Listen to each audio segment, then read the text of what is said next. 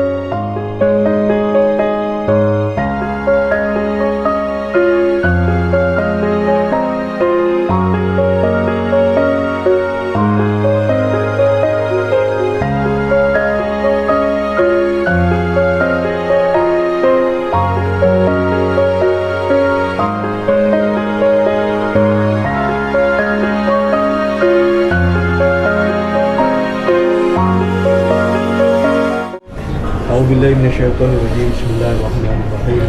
Alhamdulillahi rabbil alamin. Wassalatu wassalamu ala asyrafil anbiya'i wal mursalin wa ala alihi wa sahbihi ajma'in.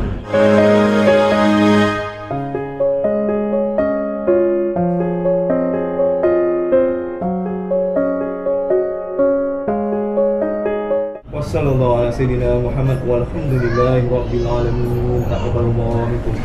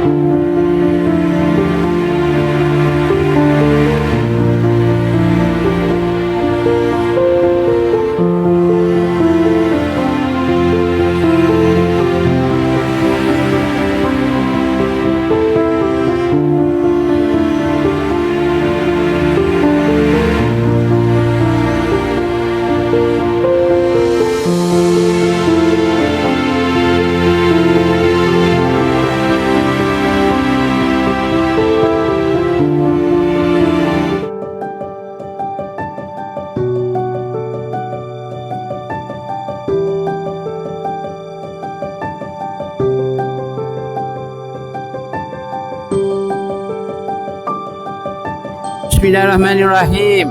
Assalamualaikum warahmatullahi wabarakatuh.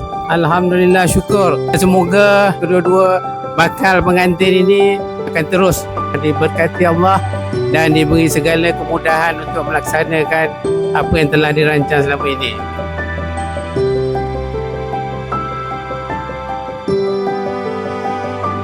Semoga perjalanan untuk ke hari bahagia nanti akan terus dipermudahkan. Hai Nina. Congratulations. Tahniah Nina. Selamat Apa lagi? bertunang. Selamat bertunang Nina. Jangan lupa makan besar, ajak mati dengan Pak Su. Okay, Kak Nina Azin, selamat bertunang dan semoga pertunangan ini membawa kebahagiaan kepada Kak Nina dan Azin. Hai Nina dengan Azin, selamat bertunang. Semoga yang baik-baik itu ini untuk awak berdua. Tahniah. Selamat bertunang Kak Nina.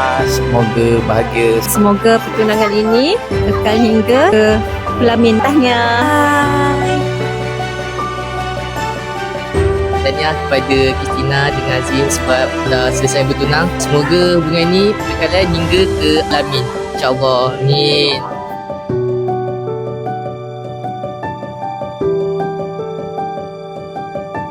Bismillahirrahmanirrahim. Assalamualaikum warahmatullahi wabarakatuh. Pertamanya saya sebagai wakil daripada tuan rumah mengucapkan ribuan kesyukuran kepada Allah Subhanahu Wa Taala kerana pada petang ini majlis pertunangan anak saya dapat berjalan dengan baik dan lancar. Yang keduanya, terima kasih kepada semua yang hadir, terutamanya sanak saudara, jiran tetangga dan juga kenalan yang dapat hadir pada petang ini untuk memeriahkan dan juga untuk bersama-sama mengimarahkan majlis pertunangan pada petang ini. Dan doa saya kepada semua, ya, semoga apa yang kita tunaikan, apa yang kita hajatkan pada petang ini diterima oleh Allah SWT, dan insyaAllah pertunangan ini akan berkekalan hingga satu tarikh yang akan datang, iaitu untuk majlis keramaian. Jadi terima kasih kepada semua yang hadir. Assalamualaikum warahmatullahi wabarakatuh dan salam sejahtera.